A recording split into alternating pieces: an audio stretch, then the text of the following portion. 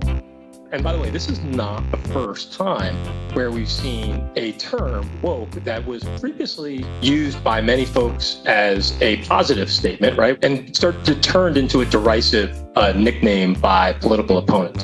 Welcome to Canusa Street, a podcast at the intersection of the issues and policies between Canada and the United States. Here are your hosts, Scotty Greenwood and Chris Sands.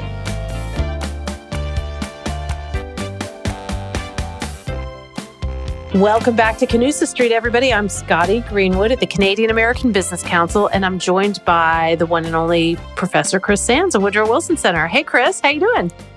I'm great, Scotty. Nice to see you. And nice to be getting back to Canusa Street for a discussion that's very current on the street. Super current. Woke versus not woke. Yeah, woke versus anti-woke backlash. And like we sometimes do on Canusa Street, Chris, we are going to tune into an event.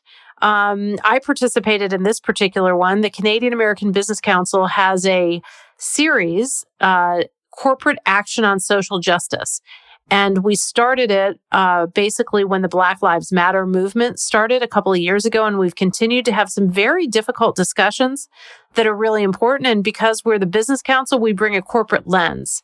So I'm excited because we have Clint Odom, who is a member of our board of directors. And he happens to be with T-Mobile. He hosted this woke versus anti-woke backlash dialogue. And we've got some special guests. So do you want to talk about the special guests or do you want me to? Sure. It's a very distinguished list. You're right. Clint Odom, who's Vice President of Strategic Alliances and External Affairs for T-Mobile, runs the series. You, of course, were involved. So goes without saying, you're co-host of Canusa Street and CEO of the Canadian American Business Council.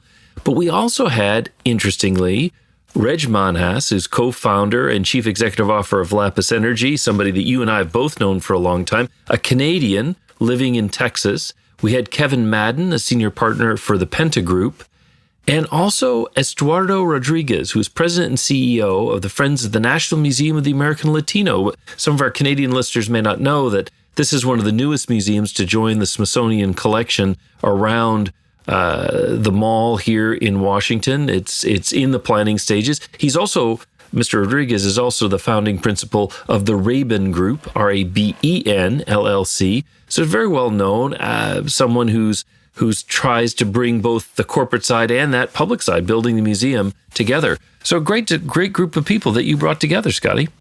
I'm excited for our listeners to be able to tune in. You know, the Wilson Center does an amazing job. One of our recent podcasts, it was a dialogue with you and Ambassador David Cohen, the U.S. Ambassador to Canada. So if our listeners haven't heard that one, go back and listen because it was fairly controversial. Actually, it got a lot of ink, shall we say, at the time. The ambassador had some points to make. This one also interesting, and this one was CABC. And let's have a listen. Absolutely. Welcome, everyone, to the Canadian American Business Council Corporate Action on Social Justice series. I'm Scotty Greenwood with the Canadian American Business Council, and we're honored to be here in Washington, D.C. At the offices of T-Mobile. Why are we at T-Mobile? Besides, we love it here. Our board member, Clint Odom, is with T-Mobile, and he's also the chair of this series, Corporate Action on Social Justice. We've had a number of amazing dialogues over the last couple of years, and they're always difficult and interesting and illuminating. And Clint, I'm excited for what you've put together for us today. We welcome everyone that's joined us online. We welcome people in the room.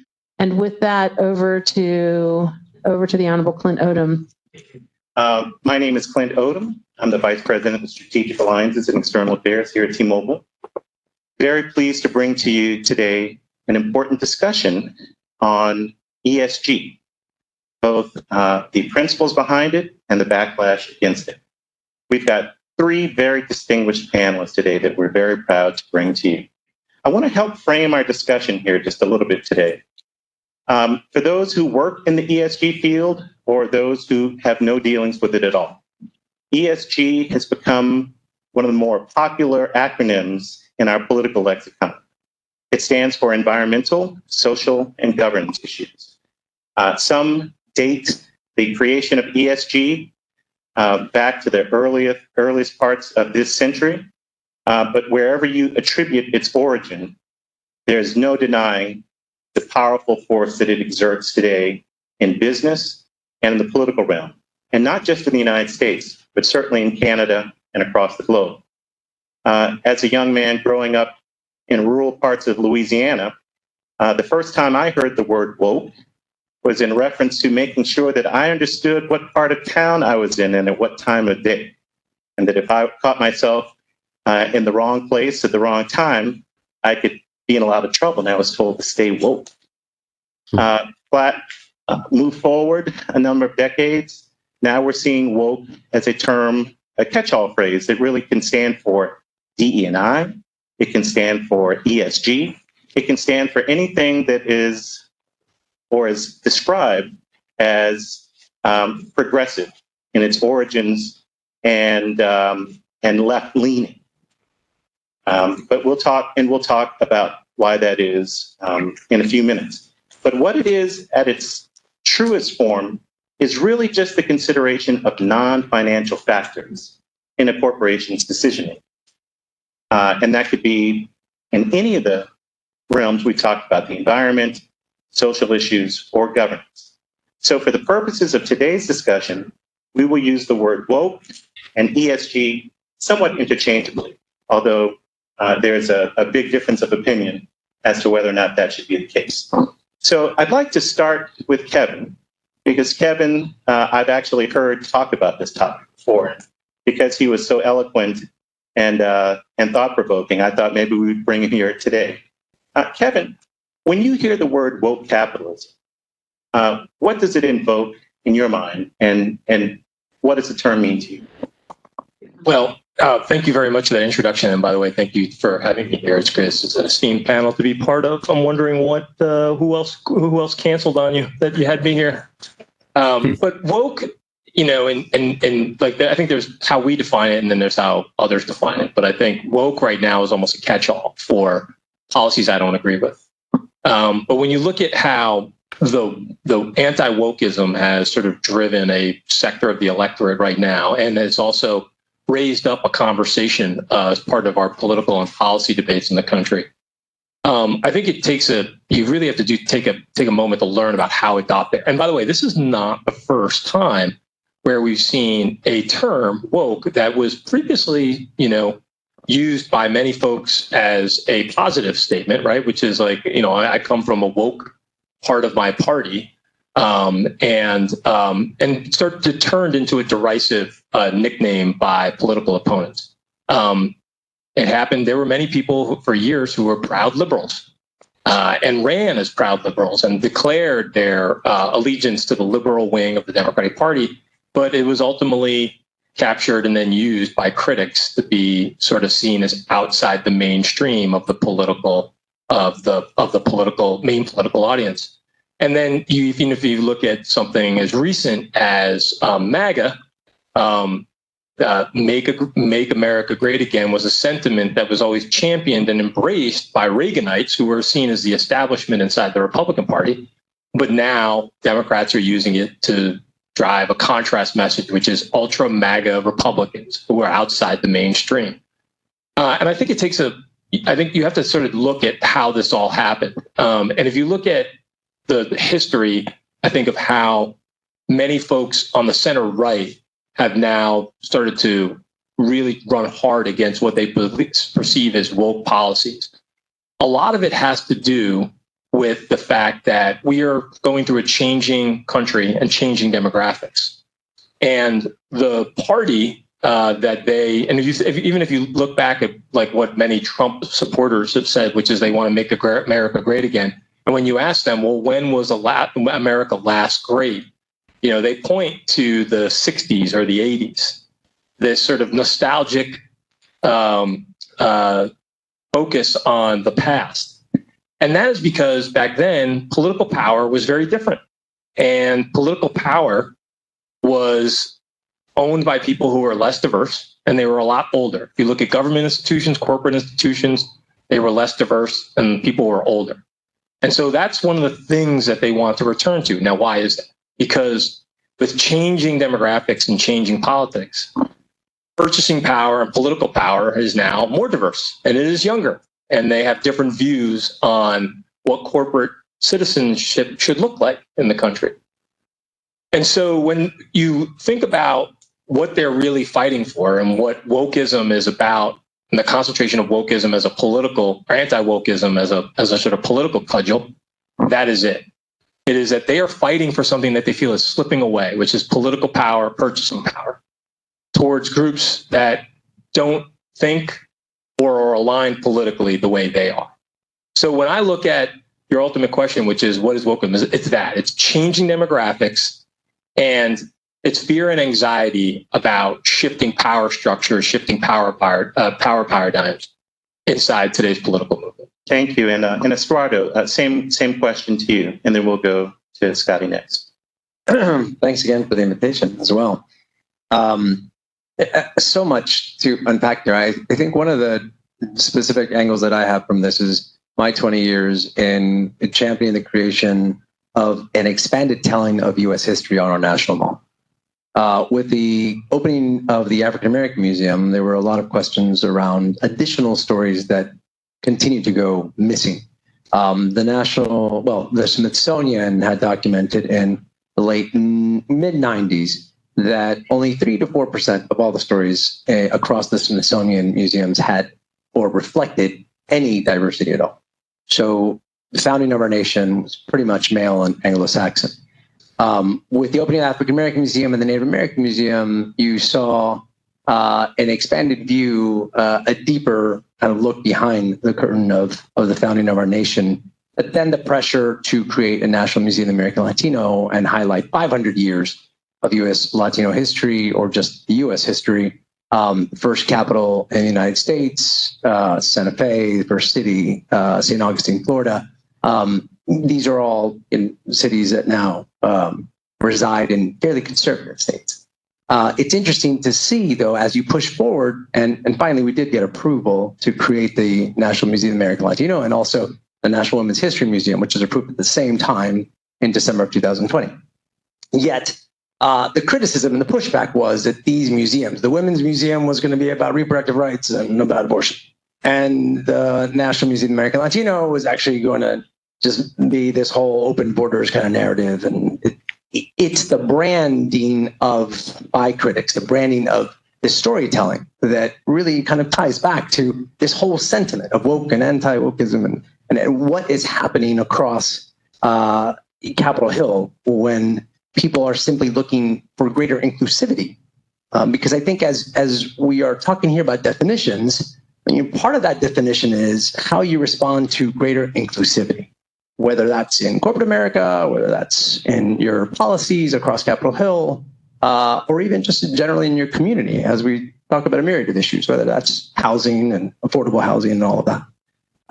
We have looked at the definitions with the clients that I represent, and sadly decided not to use ESG, but rather explain that the work is being done. However you define ESG, that's what we're doing, but we're just not calling it that because that's the environment we're in. So how do you, in your impact report, in your annual impact report, or how do you lay out greater transparency around hiring, investments in community, philanthropy, your impact on local, the environment, and what policies you support. I'll flag as a reminder for us, after the murder of George Floyd, 600 U.S. companies signed on to support the George Floyd Policing Act. There's no hesitation to do that. It was the moment they responded. And the critics, to a certain extent, it's interesting to me, comical to me, when you look back at conservatives in supporting Citizens United. They wanted corporations to have an individual identity to be able to donate. And yet once corporations started showing their investment in values, in community, that's when they're like, wait, hold your horses. Time to push back your involvement as, sharing your values as a corporate citizen, right? A community member. That's the balancing act now, is how do you still live and breathe it without skewing to or falling into these labels, right? But we also understand that the pendulum swings. At one point, Obamacare was great, and then it was terrible, and now it's like, great, it's Obamacare, right? So who, in that tug of war of how you define things, who's to say if that definition will hold?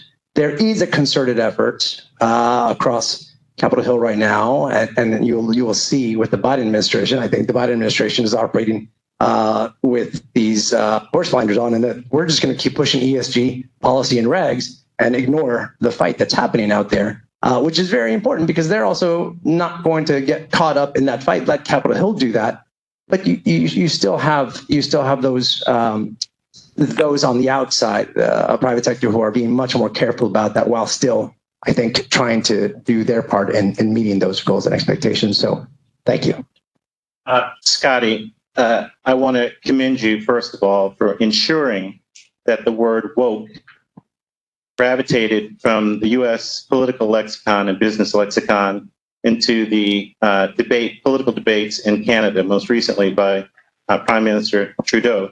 How did you pull that off, and can you talk a little bit about how that happened? Right. I take full responsibility. When Kevin was talking about liberal, the word liberal being something that Democrats weren't allowed to admit to, I was thinking about in Canada, they just had the Liberal Party convention and Hillary Clinton spoke. And so a proud liberal is something that's still okay in Canada, Kevin. Actually, it might not be okay in Democratic politics here, but it's okay up there. And so I think it is interesting to look at the contrasts we have with our neighbor to the north. And just on that, I have to acknowledge we're joined in the room by a Canadian parliamentarian, former Liberal, the permanent representative to the UN, the Honorable Patty Torrensney, who also heads up the Interparliamentary Union. And also, just in case people don't know, we're joined by the Honorable Howard Dean, the former governor of Vermont, who ran for president and has had a few labels attached to him in his day. Also, our board chair, Jen Sloan, our past chair, Gary Clement, our vice chair, Alain Gagnon. So this is a heck of a group, Clint, and I'm really glad to be here. And I know, just speaking about, I'll help you tee up the next intervention, perhaps, because trying to navigate the vernacular, like what do you say, even personally, people, I find when you're meeting somebody for the first time, sometimes there are these little signals, are they one of us? Are they one of them? And so, you have this little coded language that people have to figure out, are they one of them or us? And I think that's worse now than it has been in the past. And it's interesting. But somebody who is navigating that from a business point of view is a Canadian CEO who happens to be sitting in Texas in an energy company. So I can't think of anyone better who has had to navigate this, Clint, than your next speaker. And I'll hand it back to you, Clint. Reg, I think that's you, my friend. Not sure. That was a good segue, Scotty. Thank you. First, thank you very much for the invitation to be part of this really interesting conversation. Scotty and I go back 20 years, and it's just a pleasure to be able to be part of this conversation today. So thank you for that. Yeah, I've been in Texas since 2012. I'm Canadian by background. I spent most of my career in the Canadian oil patch with Talisman Energy. Moved to Dallas in 2012, and to be honest with you, I'm still kind of I'm a bit discombobulated today. To be honest with you, we live our family's here, and we're maybe 20 minutes away from this Allen Premium Outlets Mall, and it's a place that we've shopped all the time, and so it's really close to home, and it kind of ties to this conversation in the sense that everything here in the U.S. gets reduced down to these political battles and these slogans and labeling of issues that are so complex, and we end up in these ridiculous tribal situations when there's real issues to be sorted through. And I'm just trying to think about all these issues through the prism of just that feeling and of kind of being way too close to home for me and my family in terms of what took place. But in any event, I mean, woke to me is just such an interesting concept. I mean, I started in this business in 1998. I was working as a lawyer for this energy company in Calgary called Talisman Energy. And we ended up getting in ourselves, it's a long story, but we ended up getting ourselves into a project in Sudan when Sudan was still one country. And we put ourselves in a terrible situation. The company really hadn't looked at the broader issues, hadn't really looked at the above ground situation, other than looking at it from a kind of a pure political risk, like almost like a political risk insurance type situation. But at the time, there was no CSR. There were no real policies related to human rights kind of anywhere, and we found ourselves in real trouble. And the government of Canada put in place a formal commission to look at the issue. And one of the real conclusions from that report was that the company had just done a terrible job of just kind of looking at its operations within a bubble. And the directive was, the company, if it's going to work in a situation like that, is going to have to look over the fence line and acknowledge its role within the broader context of where it operates, and take a role in terms of how to address those issues, whether it should be there or not. We were there at that point. We eventually left. But I mean, my role then switched from legal counsel to senior advisor of corporate responsibility, corporate social responsibility. At one point, it was sustainability.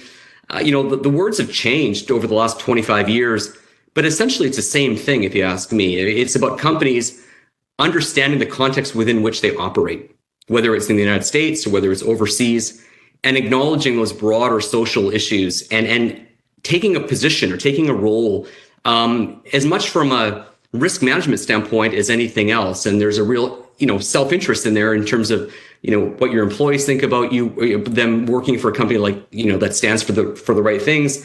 What do your investors think?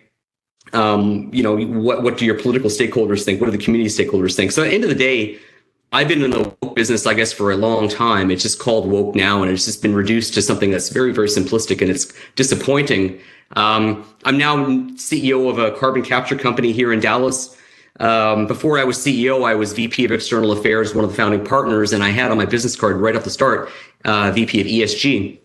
And soon realized if we were working in projects that were active in Arkansas, Louisiana, Texas, I took ESG off the card, just for the fact that it would just send all the conversations down the wrong path. When in fact, you had a lot in common with stakeholders in these communities in terms of trying to improve the environment and create a new form of economy for these various communities. So it's been interesting. A lot of it just comes down to language, but when you get down to the tax about it, it's about doing right by the folks that you're working with, the local stakeholders, demonstrating you understand those broader issues and you want to play a role. And it's when you get down to that level, it's very, very difficult to argue, if you ask me, certainly from my experience. Thank you for that, Reg. I'm sure we've all seen the reports around Disney Corporation and the trouble that it got in with the governor of Florida. We've seen Anheuser-Busch get into trouble for having a transgender spokesperson, basically a social influencer. I thought you were going to say Clydesdale. not Clydesdale. We've actually seen in the collapse of Silicon Valley Bank, some lawmakers attributing the collapse of that bank to corporate wokeism, and particularly having a diverse board of directors. So I'd like to turn the conversation a little bit to the folks who are on this call, the folks who are in the room, the folks who are going to listen to this. What happens when you wake up one morning and you find yourself the target of a politician who claims that your company is engaged in corporate wokeism because you have policies on sustainability, or you have policies on DE&I, you have policies on corporate governance? What's the practical advice that you could give to someone who is who's on the precipice of falling into a horrendous public relations and potentially even business tragedy as a result of simply having policies that have variously been described as ESG? And I want to start with Estuardo, and we can go down the line from there. Estuardo? Thanks. I think there's a lot. There's a little bit of therapy that needs to happen, right? As soon as you get called to Congress. Number one is, as the representative of your company, this isn't about you at all. They may be using you to demonstrate how this is out of hand, and here's another company that's going down this left lane and wokeism is tearing apart our country. But it's not about you, right? Understanding that is the first step, because then you can remove yourself from the personal attacks, it comes down to the data. It comes down to how the company is succeeding, how the company is valuing its customers, how the company is employing people around the country, right? What is the economic impact? Because in a debate like that, if you try and get into a back and forth around how they define wokeism, you're going to lose, because then you're actually feeding their narrative of here's another company that's, fallen victim to, this wave of wokeism. In the end, it comes down to what is the economic impact and success of your company and how you are responding to your entire base of employees, whether they're in Texas or whether they're in New York. That diversity, or just the broader inclusivity that drives the economic success of the company, is ultimately going to be a better strategy to focus on than responding to them line by line on how you're being woke, right? That consistency of message on how we are succeeding and delivering, whether you're a telecom company that's connecting schools, families, allowing people to remote work, all of those pieces, that's real impact. That has nothing to do with the political debates that are happening in DC. That is just delivering, especially at a time when the country needs to rebuild its economic strength and global competitiveness, right? That's how I would start off. We'll go to Kevin and then Reg. So I like the two examples that you used because I think they provide probably the most crystallized version of what companies can do wrong, and then also how you can avoid some of those problems. I think let's take a look at the through line on both Anheuser-Busch and Disney. I think the major through line was the lack of internal communication. Like, people were not communicating as well about the company's values and its vision, and also how all of this was attached to a business bottom line. And I think that's the second part, which is that there was not a clear understanding from the head of the organization down to the folks who were dealing with marketing on what was imprinted into the DNA of the company when you thought about what's our vision, what's our values, and what do we care about communicating to our customers, and how do we communicate those to our customers. You take, for example, Disney. The initial mistake was that the CEO did not want to get involved with the political firestorm that was emerging around the particular bill that was then labeled by opponents the Don't Say Gay bill. Now, when you are Disney and you have a creator community and you are located in California amongst the artist community, that is part of your bottom line. Standing up and speaking out and having a voice on issues like that. If you don't have that plan and you don't have coordination around that, then you're ultimately going to come under intense pressure from your creators community. So that was the mistake there. And then with Bud Light, this was something, the effort to work with social media influencers was not necessarily communicated across the entire leadership organization. So you put a lot of the folks that were in leadership in the position of trying to defend an action that they weren't aware of. And they were trying to defend principles that they weren't necessarily committed to. So as a result, that lack of communication and lack of really understanding what's in the DNA of our company, what do we care about and why, those are two huge blind spots. So I think companies, if you look at those two lessons, there's a lot to learn there about being proactive, and then ultimately asking yourself that question. We were getting back to whether or not it's ESG or it's corporate social responsibility. What do you call it? You tell me what you want to call it. I don't think companies should be limited by a box that somebody says, well, tell me what your ESG strategy is. Tell me what you care about sustainability. Companies have to be and organizations have to be very proactive in saying, what's our vision? What are our values? How do we communicate them? Who do we want to communicate them to, and how? And when you start to do that, and I think, the person who starts on day one, who's an intern, to the CEO, they have a very fixed understanding of that, then you avoid a lot of these problems. And I think it becomes a much more holistic endeavor by the entire organization when you're communicating it to your audiences? Reg, we're going to get to you on this question, but I thought it was interesting to point out a little something going on in Texas right now. Last August, Texas released a list of financial and investment firms that were boycotting energy companies, quote unquote, for ESG reasons. And in March of this year, state lawmakers there introduced legislation to limit shareholders and state pension managers from investing in ESG funds. So you're actually in a pretty dangerous environment right now in Texas, as an example. So what advice would you give, back to the original question, to folks who wake up and find themselves at the center of some unwanted attention or scrutiny from lawmakers or policymakers?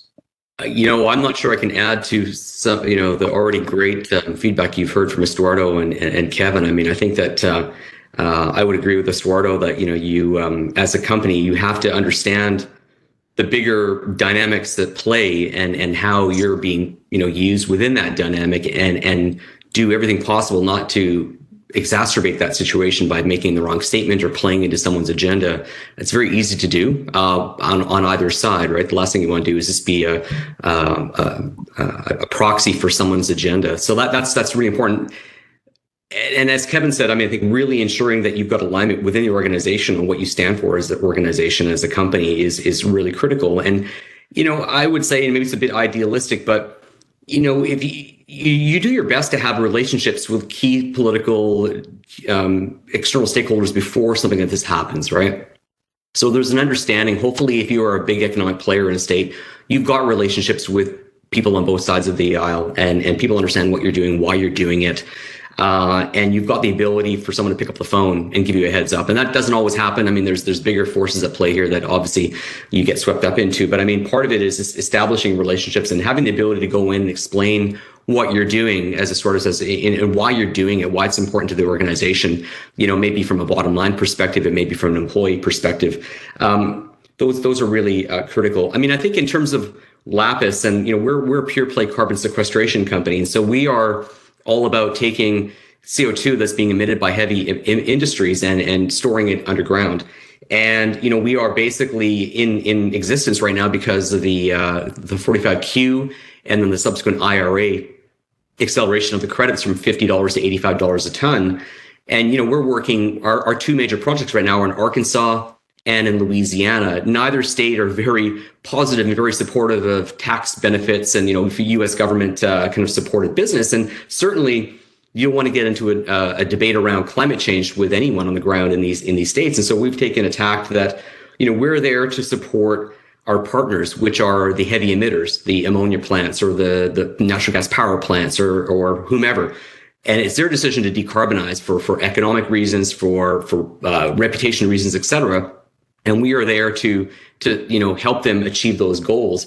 When we go in to talk to senators, I was in Washington a couple of weeks ago and met with senators from both Missouri, Arkansas as well as Louisiana.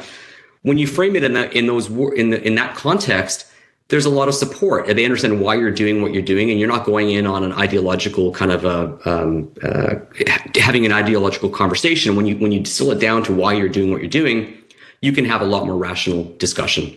It's not always going to save you in the middle of I'm not sure that would have saved Disney at the end of the day. Lots of missteps there on both sides, I'm sure. I'm not sure any of this advice would have helped them at the end of the day, but it is what it is. Thank you, Reg.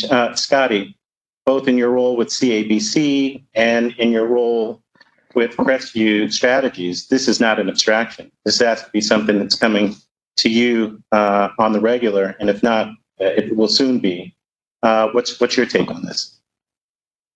So the issues change, the kind of the threshold issues change, but the challenge remains. And the challenge is how are we permitted to talk about things? What vocabulary can we use?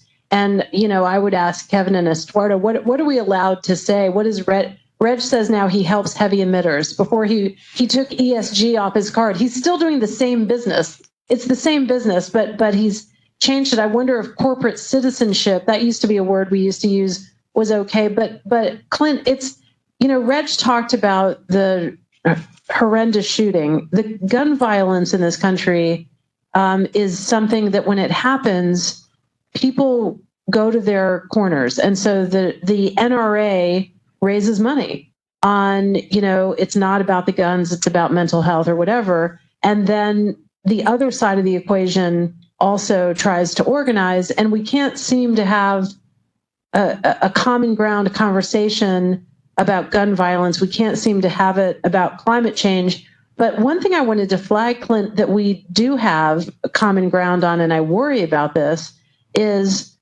it's politically okay to be against China right now, right? I mean, we can't agree on anything else, but in the United States Congress, if you're going after China, everybody agrees with you. And why I worry about that is it's a big world, and most of the population of the world is outside of North America. We sell to people in China and around the world. We buy from them. We've got to figure out how to work together. 20 years ago, if you looked at the top companies, according to Forbes, the 5 of the top banks, there were no Chinese banks. There were 3 Americans and 2 others. Now 4 of the top 5 are Chinese banks. So you think about the way the world is and how business is working and just where people live, where human beings, where our brothers and sisters live on this planet. I worry a little bit about, and again, this is maybe I'm previewing a future topic for us, Clint, because we can't agree on how to talk about anything except that we're all really worried about China. Even think about what happened in Ukraine with Russia, right? In the energy situation, right? For the climate activists, they said, you see, this is why we have to get off of fossil fuels. And for the fossil fuel companies, they said, you see, this is why we have to produce more so that we're not dependent on Russia. So there isn't a lot that we can agree on, but I think we've got to come up with a vocabulary that everybody is allowed to use. And I think we have to think about China. And again, I know that's a different topic, but it's something that really does unite the Congress. And it unites people.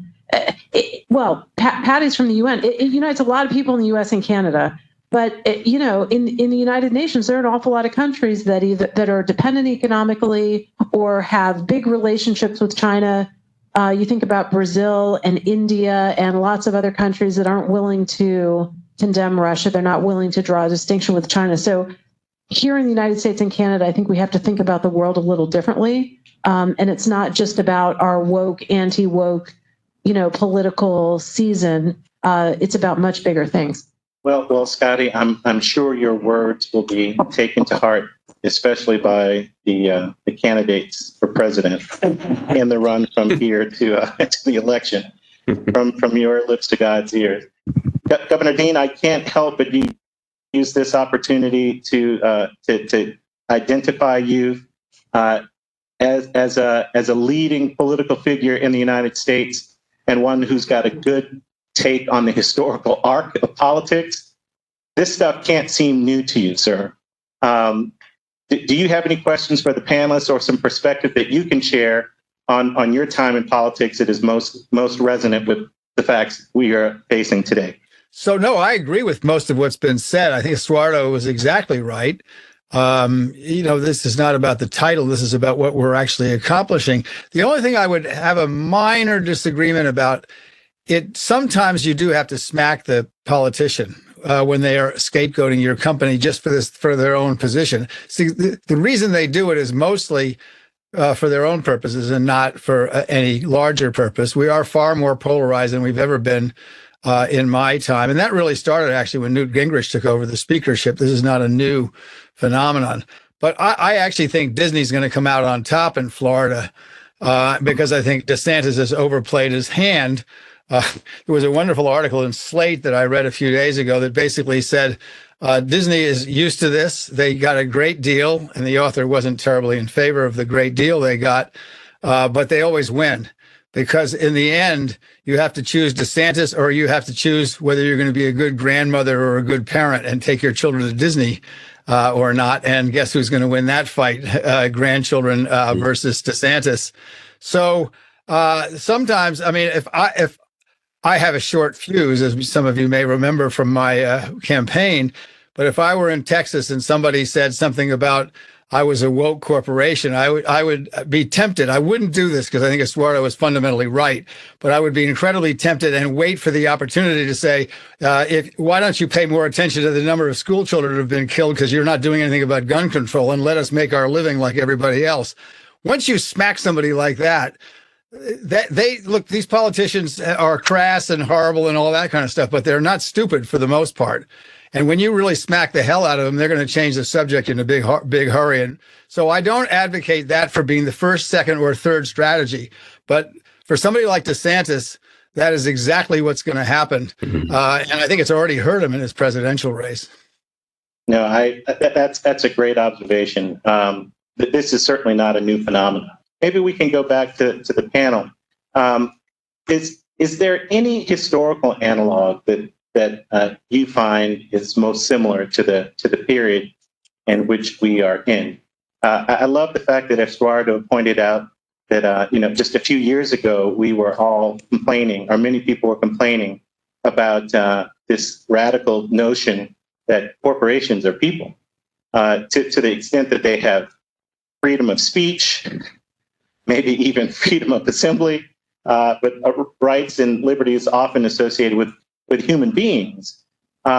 Is there anything about where we find ourselves today that is really instructive about how we should proceed? And I take the governor's advice as a tertiary response. There might be some primary or secondary responses and perspective and context that you can think of. I'm just throwing this back to the floor. I don't know who wants to go first. I'll give it to Scotty.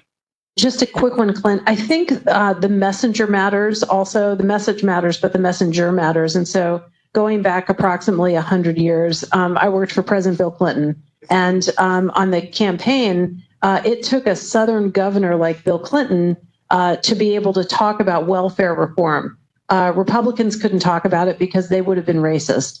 But we all know that Bill Clinton was the first Black president. And so he was able to talk about it. And so I think sometimes having an unusual, somebody that you wouldn't expect coming up with a solution is useful. That's the only analog I can think about. I don't know. There may be some from your history, Kevin. Well, I use this anecdote when I first spoke about this with a group of GR leaders, but it's not new. And one of the anecdotes I used to point out that the debate over ESG and companies and corporate citizenship in the public square is not new is if you look back to the 1946 film, It's a Wonderful Life, where Mr. Potter was the banker in town fighting against the savings and loan. And there are different views on the role of a company and corporation in the community. That was 1946. We're having those very same debates today, every single day. Here's the thing, too, is that I try to remind this to clients and I remind it to the public. And I even if we're looking at this and how it's framed in a political debate in the context of elections, but this isn't going away. People are voting with their dollars when it comes to whether or not they want to align with the company and their values, or they want to align with the company's vision for their role in the community, how they're going to work with human capital and their investment in human capital, their investment in local policies, whether it's funding for schools. They are going to vote with their dollars. People want to be aligned with companies that have sustainable a focus on sustainability because they want less of an impact on the environment. This is really the marketplace at work. And so people just have to be aware that, particularly today, where it used to be that, you used to have a bullhorn standing outside of a city hall, or a bullhorn. Do you remember the documentary about GM in Flint, Michigan? Now you can take a supercomputer out of your pocket, film something for 5 minutes, and with one click, you can have an audience of millions. So people are taking the technology and using it to gain greater voice and to organize other like-minded citizens inside the political process. So that part of it is going to continue to focus, I think, not only political organizers, but also folks who work in corporate engagement. I'll just say something real quick on this because I agree with you. This is not going to go away. And I would also look at the advent of technology and social media and all that has also provided a even younger generation to opine, right? The younger generation, 14-year-olds, 15-year-olds who have 2 million followers on TikTok or more, and they have opinions. So before, in my generation, you might have to wait till you could vote, right? You might have to wait a little longer until you could drive to get around and see your friends and gather and do all that, but not anymore. My children remind me where I can shop and where I cannot shop. You want to go get a chicken sandwich? Dad, we're not going there. I mean, this is a generation, and there's another one right behind them that is quicker, faster. They're great with bumper sticker messaging, which we all know is what Capitol Hill sometimes needs, is a quick message.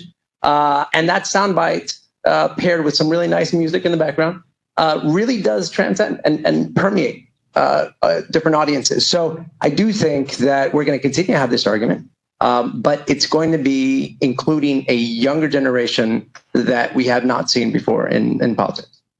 Sorry, it's funny with sharing this microphone, but just to jump in on that about your kids, I think kids are absolutely defining what's okay or not, because, the kids tell the CEOs, the kids tell their parents who are politicians. Michelle Nunn, who is the CEO of CARE, a global organization, her dad was Sam Nunn. You may remember from Georgia, and I might get this slightly wrong, but I think Sam Nunn is pro-choice because that was the only acceptable position to be for his daughter Michelle. I think when we think about LGBTQ plus rights, it might be older generations don't get it. Trans conversations, they don't get it. But their kids will explain it to them. You still need your kids to be able to help you log on to Netflix and to work your devices at home. So I actually think kids will define what's acceptable, and politicians and corporate leaders will come up to where the state of play is. But I think younger people have a huge role to play in all of this, actually. Last question, and it's a bit of a doozy, and I apologize for asking it last. Hey, Reg, before we get to my last question, I wanted to give you an opportunity to weigh in here. Well, I was just thinking maybe Scotty can help me out here, trying to think of other situations similar to what's going on here in the U.S. And I was trying to think of the Canadian experience right now, and I don't think the woke debate is nearly as charged politically in Canada as it is here in the United States. I could be wrong. But I think where Canadian companies, or energy companies, certainly from where I worked in Calgary, are having a tough time is navigating the climate change issue and being caught between political forces in Alberta, which are much more nativist, I guess you could say, and the federal government, that has a different agenda. And there's a political dynamic at play there that I think the companies get caught up in. And then you look at the challenges that the companies are having, the pipeline companies trying to build pipelines to British Columbia, and dealing with First Nations and Indigenous communities and whatnot, and really struggling to find the right balance and trying to navigate, constitutional frameworks, political frameworks, and get business done at the same time. So I don't know, Scott, if you've got how that compares to the experience here in the United States. Scotty? I was trying to shake off the pitch right now. We've got some Canadians in the room that know a lot about this. It's a different conversation in Canada. People in the United States are often surprised. Americans think that the nicest thing they can say to Canada, which is actually an insult to Canadians, is "you're just like us."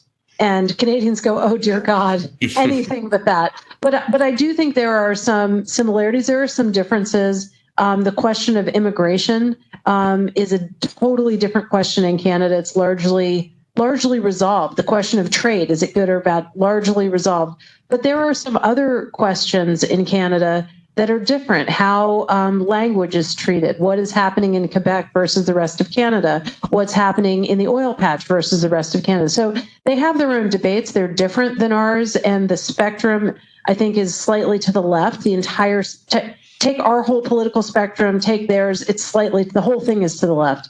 But that having been said, they have different things. What I would say to our Canadian colleagues is beware of anything that's bad that happens. There is a temptation in Canada, not just in the media and commentators, but to say, oh, it's an American import. So remember when there was the trucker convoy and it was American style activism coming to Canada? You know what? We didn't invent all the bad stuff. Like, Donald Trump didn't invent the kind of nativist isolationalist. Like, look at Brazil. Look at leaders around the world. This is a thing that occurs. And Canada, we didn't invent all the bad stuff, and you didn't invent all the good stuff. And maple syrup is from Vermont. Right, Howard Dean? Anyway, that's all I have on that, Clint. Thank you, Scotty. Last question, and I'm only going to ask for responses from Kevin and Estuardo. I blew it. Recently, the governor of a major state here in the United States, Governor Glenn Youngkin of Virginia, has a person in his cabinet who is ostensibly the state's diversity, equity, and inclusion officer. This gentleman was recently recorded at a military academy announcing the following, that DE&I is dead. DE&I is a part of ESG under the S, social moniker. What do you make of that statement? I have given it a lot of thought in my own life, but I'm very interested to understand what you gentlemen are. Here we are talking about changing our lexicon, changing our words to meet the moment. What are the possible interpretations of the phrase DE&I is dead, and do you agree? I'll go first to Kevin and then give Estuardo the last word. Well, first, I think that's a mistake. I mean, I wrote a memo on this right after it happened, but the George Floyd murder significantly changed the landscape on American conversation on this. And President Obama said it best when he said, if you look at the people protesting, it's not all people of color. There are people out there who've never protested before who now recognize that the landscape has changed and that we're never going back to the conversation that we can only go forward. So I think it's a mistake. And I think the thing that people have to recognize when they make mistakes like this, it's because, and this is a classic element of American politics, which is that factional minorities have always been an important part of base politics. And so when you have somebody make the mistake to say that at a group, it's because they're trying to placate that minority voice inside a party base, and it doesn't take into account the folks that are out there who genuinely have a vested interest in seeing their community make progress, seeing their community become greater at engagement on these type of conversations, and that they know that there's ultimately a broader benefit, no matter what color of skin you have, when these conversations are had and when they're successful. So it's a mistake for that. That's the only word I can think of really to really summarize what I think was happening there. Yeah, absolutely. Absolutely. I think that's someone who is living within a fishbowl, listening to what they wanted to hear and what they felt was going to create some sort of positive reaction and embolden the direction that they see the state going in. And the reality of Virginia is the state's not going in that direction. I think nowadays you have to realize that when in the 80s you're in elementary school and they're talking about the great melting pot of America, you flash forward to today, that melting pot's really everywhere. The increase of diversity in our schools, in our business, our workplace, just in our broader communities, at the local elected levels, school boards alone. The increase of diversity is everywhere. So to just simply take 3 letters, DEI, and say it's dead, is failing to understand what that actually means to people, whether it's the diversity piece or the inclusion piece. Because in the end, it's still about opportunity here in the United States. It's about opportunity. And if a company is looking at inclusion alone, separate from the other two, that creates opportunity. Well, then now I have an equal opportunity here to be seen, to be considered, to be lifted up based on my talent, based on my work and what I'm contributing. So I am sure that in that audience, there's likely a few folks going, what are you trying to say to me? People will take that personally and say, if something like that is dead, how does that relate to me? Does that mean I no longer have opportunity? I am no longer seen. We're going back to the 60s, the heyday of the 60s. I think that's an opportunity for, regardless of your left or right, to make sure you truly understand your audience. As many people here in DC will tell you, understanding your audience is the first place to begin before you even write out all that messaging. And exercising her prerogative to have the last word is the boss. Scotty, we're going to give it to you to close us out and to close out the event as well. Oh gosh, Clint, I decline. I'm going to give you that word. I just wanted to jump on the word melting pot that Estuardo just said, because to Canadian ears, so the US, we say melting pot as a positive because we're all coming together. In Canada, there's an important difference that they would say, which is mosaic. And it's different because in a mosaic, all of the pieces are distinct, but they come together for this beautiful image. They don't all melt together. And anyway, that's just one of those little differences that, again, vernacular matters, how we talk about each other, how we talk about ourselves. Anyway, but I decline the last word and I give it to you, my friend. Thank you. Well, we're going to close out this evening's event, and we're just so proud to bring this to you with some of the greatest thought leaders anywhere that you'll find in this country and elsewhere. Reg, I want to start by thanking you for joining us remotely. Thank you. Estuardo, Kevin, Scotty, those in attendance, and those joining us virtually. This is the latest in a long-running series on social justice from CABC, and you will see more of this in the future. Thank you on behalf of myself and Scotty and the CABC. We are adjourned. Have a great evening. Thank you. Well, Chris, I'll turn to you to give some reaction to that, because obviously I participated in it, and I could have had the conversation for hours and hours more. It's so interesting and so multifaceted. But what was your reaction? Well, I have to say it was interesting because, words and labels are often falsely understood across the Canada-US border. I've heard Canadians talk about woke and anti-woke. Obviously, now the Prime Minister's talked about it. And what was great about this discussion was it unpacked a little bit what the label means, why it's used. And I think for Canadian listeners, trying to understand the ins and outs of U.S. politics, it was a bit more nuanced than what we often get in the media. It kind of showed the depth of it and how different people reacted to it. I also thought Reg Manhas, mind you, I was partial because I knew him, and I even remembered him from his Talisman days, wrestling with some of the issues. The way that he bridged ESG, about which we somewhat have a common language between Canada and the U.S., and wokeism, or sort of woke, anti-woke discussions, really kind of showed this is a very complicated area, and there's so many ins and outs, but at the bottom, it's about people feeling that they can be expressive of what matters to them, and companies responding to that, trying to respond to their stakeholders, respond to their customers. It's very complex, but what came through for me was that at its heart, it's about trying to work with people in both countries. And maybe something we need to understand a little bit better. There's a lovely line, I'm sorry to be pedantic, but there's a lovely line from the French writer André Gide where he says, "Don't understand me too quickly." And then he goes through the essay, unpacks his meaning. And I think there's something to that comment in this context. We sometimes think we understand each other too quickly, and we're not actually listening to what people are saying. It's such a good point you raised, Chris. And, when you think about labels and words and the vernacular, there's one that comes to mind that you and I have talked about for years, which is Canadians talk about the border. And when they talk about the border and they're frustrated with the United States policies, they say the border is, quote, thickening, right? And Canadians think that when they say that, automatically, that's a bad thing. You wouldn't want a thick border.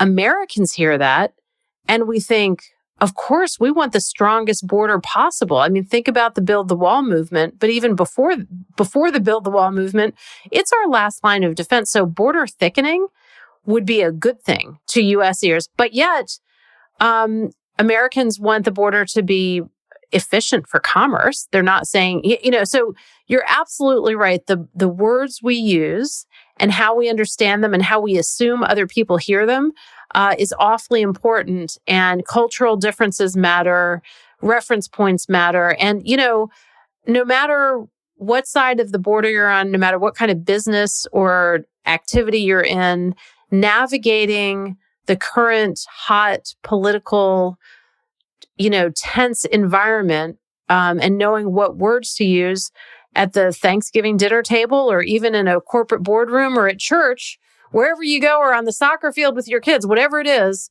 finding language that you can use to talk about tough issues is, it's an art form, I think. You're pretty good at it, though, Chris, I will say. Oh, well, we all try with it. But I think it also emphasizes that we have different experiences as Canadians and Americans. A couple of things that come to mind. I remember, growing up in Detroit, obviously, really in my younger years, there was the civil rights movement, and there were occasionally riots, and many Canadians in the 1960s and early 70s felt very alienated from the United States because that was so outside their experience, but it was very much a part of American history. And you could say it was our struggles with social justice, but I think it was harder for Canadians to sort of narrow the gap and say, oh, we're just like you. I also remember after 9/11, you'd hear people say, Canadians, friends of mine say, oh my gosh, I couldn't believe there were soldiers in the airport and they had guns. Well, I know a lot of Americans who said, well, thank goodness, somebody's in charge. And we didn't have the same reaction to men in uniform in our airports. So and maybe one other border story, which you bring to mind. And it was interesting to hear Mr. Estuardo Rodriguez talk about this. Canadians don't have the same experience of Latino Hispanic population. It's just not as big a community.